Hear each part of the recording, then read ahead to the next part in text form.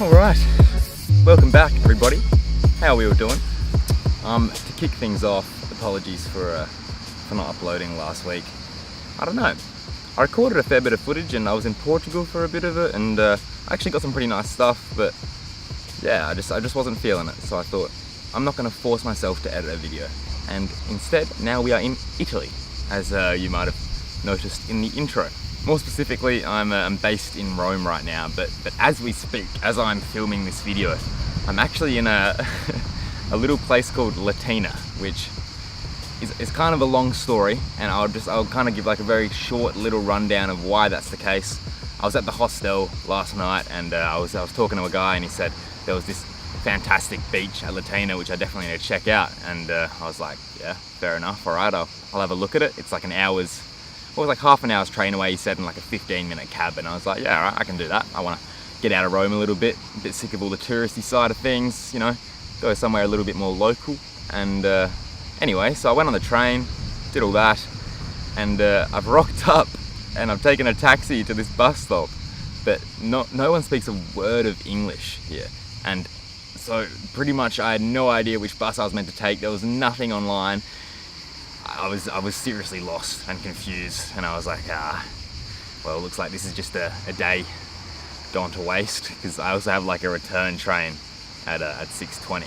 Anyway, so I thought, you know what, well, I've got to make some use of it somehow, and I've got to pass 7 hours in the town of Latina, which it's an alright place. It's nothing special, but yeah, so I thought, why not film an insight? That's something I can do with my day.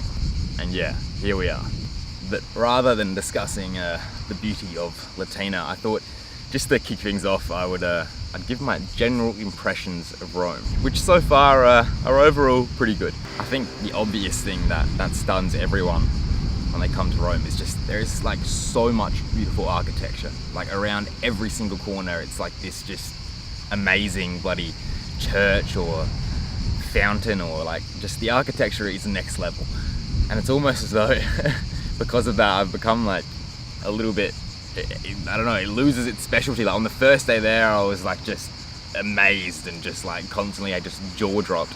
But now, like seeing as I've been here for about 4 days and I leave tomorrow to Florence, I've been so inundated by it. I'm a little bit used to it by now. But yeah, it's still really beautiful, and I think that's definitely one of the big upsides of going to Rome. The people are nice, like everywhere, you know. There are like some like rude and a little bit more grumpy side of people, but generally, I think generally speaking, Italians are pretty nice. It's really cool having like interactions with the locals. I just find it really enjoyable. For instance, especially when I'm here, interactions are a little bit more difficult because no one speaks a fucking word of English.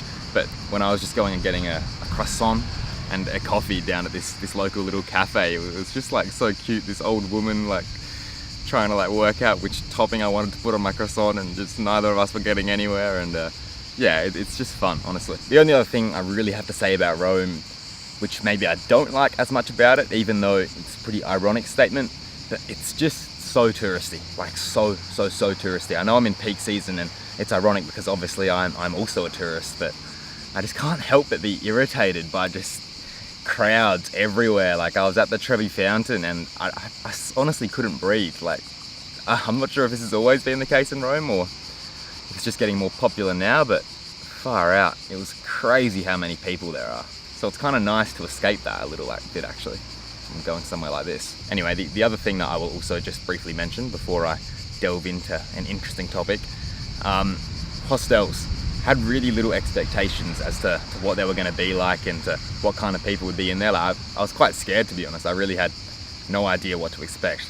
But at least from the indications of this one I'm at right now, they're really awesome. Like at this hostel, there's a garden out the back, like a beer garden pretty much.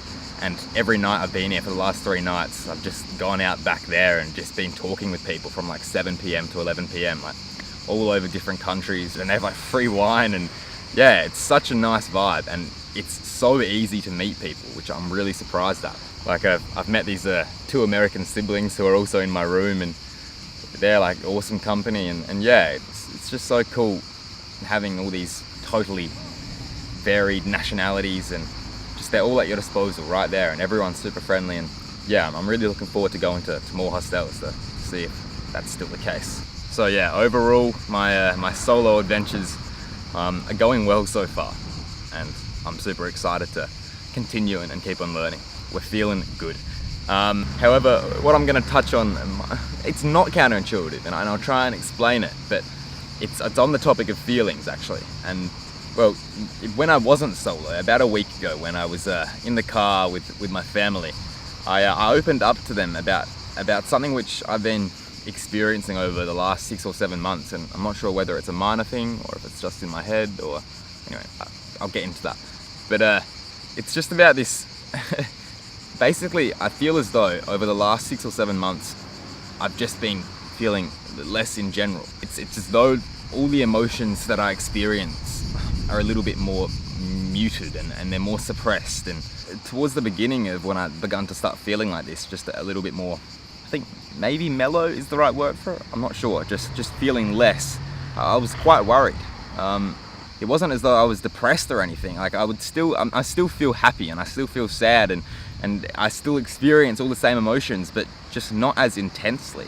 Anyway, so I opened up to my parents, like asking them, like, have you guys been through like similar things? And is this a normal thing? Is it just a phase, or like is there something up with me? And they think it might come down to the fact that maybe like when you're younger, for instance, everything is a lot more turbulent, and when you're like really feeling good, you're really feeling good. You feel that ecstasy, and then you can like really feel sad. You can really hit those lows. You know, your emotions are a lot more volatile.